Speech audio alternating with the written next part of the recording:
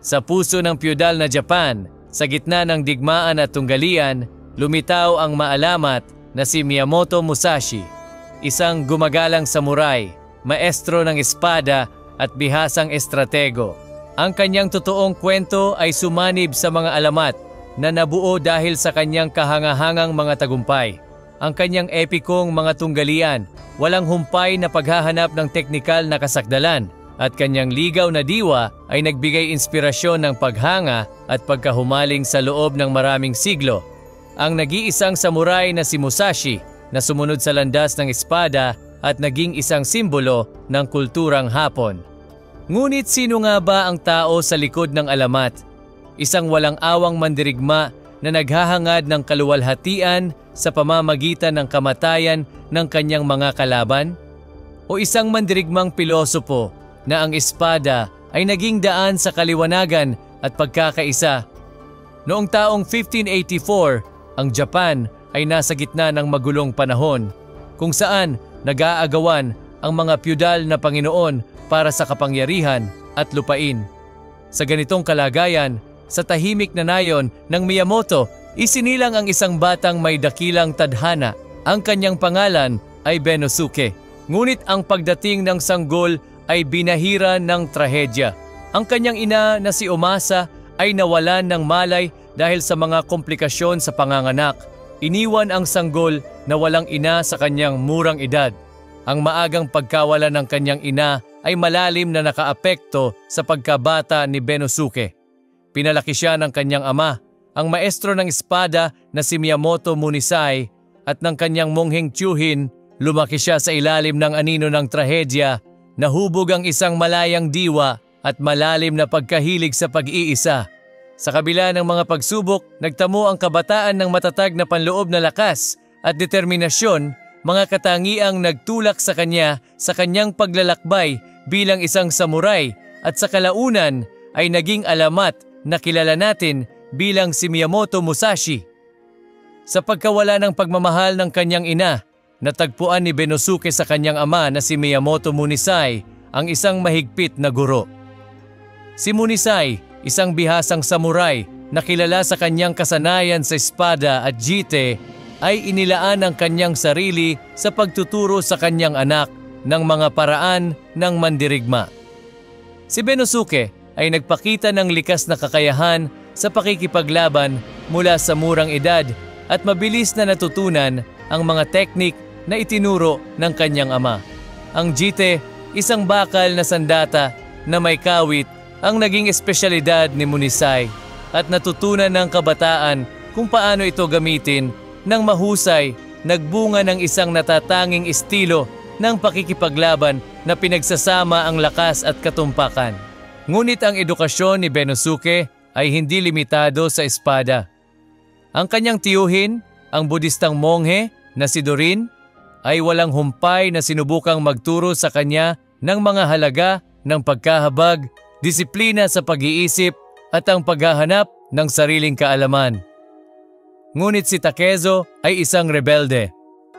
Ang relasyon ng ama at anak ay pinaghalong paghanga at pag-aaklas.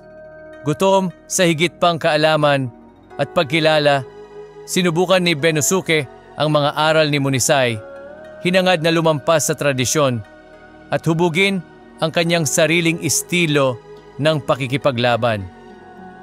Si Munisai ay isang tradisyonalista at itinuturing niyang kawalang galang ang tapang ng kanyang anak.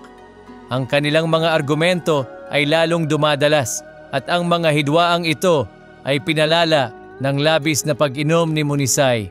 Humantong ito sa isang masakit na pagkakalayo sa pagitan ng ama at anak. Si Benosuke, na nakakaramdam ng hindi pagkakaintindihan at nagnanais na patunayan ang sarili, ay nagpasya na lisanin ang kanyang tahanan at magsimula ng sariling landas. Nagbigay siya ng bagong pangalan sa kanyang sarili, isang simbolo ng kanyang kalayaan at ng kanyang determinasyong maging isang samurai na kinikilala sa kanyang sariling kakayahan. Ang bagong pangalan na pinili ni Benosuke, Takezo, ay sumisimbolo ng bagong simula, pagputol sa nakaraan at paghahanap ng isang maluwalhating hinaharap. Pinalaya mula sa mga tanikala ng tradisyon, handa na ang batang mandirigma na harapin ang mga hamon ng mundo. Hawak ang kanyang sandata at walang hanggang determinasyon. Nagsimulang manirahan si Takezo sa kagubatan tulad ng isang hayop. Siya ay agresibo at sa tuwing nakakatagpo siya ng ibang kabataang lalaki sa kanyang daraanan, ang kanilang pagkikita ay kadalasang nauuwi sa alitan. Dahil sa nag-aalab na pagnanais na ipakita ang kanyang kahusayan, itinapon ni Takezo ang sarili sa mga labanan. Sinusubukan ang kanyang mga kakayahan at natututo sa bawat pakikipagsagupa. Siya ay malakas at matapang. At sa bawat tagumpay, lalong tumataas ang kanyang tiwala sa sarili na pinalalakas ang kanyang ambisyon na maging isang mandirigma. Sa edad na 13, ang apoy ng ambisyon ay nag-aalab na sa puso ni Takezo. Narinig niya ang balita na si Ari Makihei, isang kilalang samurai at bihasa sa tradisyonal na paaralan ng Shinto-ryu, ay hinahamon ng sinumang may tapang na labanan siya. Naglalakbay siya sa buong Japan, hinahamon ng ibang mga mandirigma upang subukan at ipakita ang kanilang mga kasanayan. Alam ni Munisai ang kawalan ng karanasan ng kanyang anak, kaya't ipinagbawal niyang lumahok ito sa laban. Ngunit si Takezo, nadadala ng kanyang kabataang kawalang ingat, ay sumuway sa kanyang ama at isinulat ang kanyang pangalan sa pisara, sinasalungat ang autoridad ng kanyang ama. Mabilis na kumalat ang balita tungkol sa hamon. Ang tapang ni Takezo sa pagharap sa isang bihasang samurai tulad ni Ari Makihei ay nagdulot ng pagkagulat at kawalang paniwala. Nang malaman ni Ari Makihei na isang 13 taong gulang na bata ang tumanggap ng hamon, nilapitan niya ang mongheng tiyuhin ng bata. Sinabi niya na sa itinakdang oras, kailangang magpakita si Takezo at humingi ng tawad sa lahat para sa kanyang kabataang kalokohan. Sinabi ng monghe na kakausapin niya ang bata, ngunit binalaan ang mandirigma na ang bata ay hindi pangkaraniwan. Ang kanyang diwa ay tulad ng sa mga hayop ng kagubatan at may chismis na sinanay niya ang kanyang kakayahan kasama ang mga tengo sa bundok. Dumating ang oras at ang plaza ay napuno ng mga tagapanood na sabik na masaksihan ang hindi pantay na labanan. Sa kanyang itim na kasuotan na nakakaakit ng respeto, pumasok si Ari Makihei sa lugar ng labanan, dala ang kanyang katana.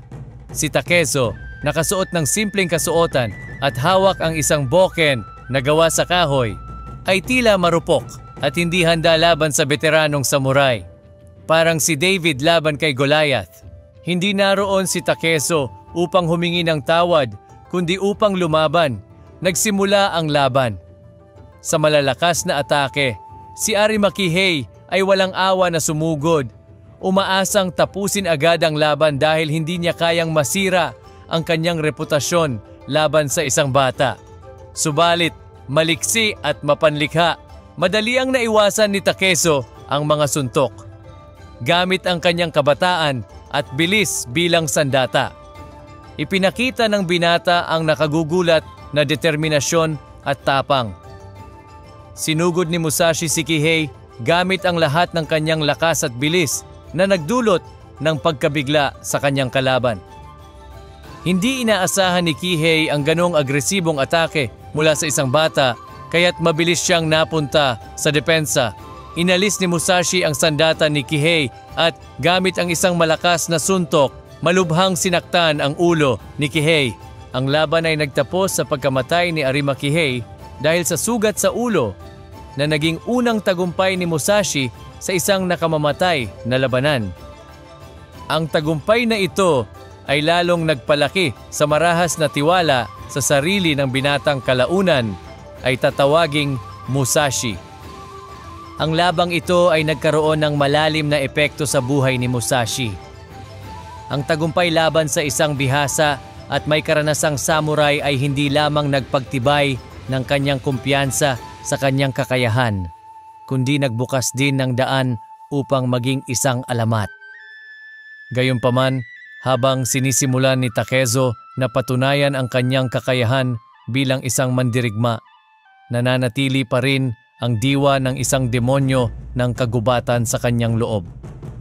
Kung hindi niya magagawang kontrolin ang kanyang panloob na halimaw, hindi niya kailanman maaabot ang kadakilaan na kanyang inaasam.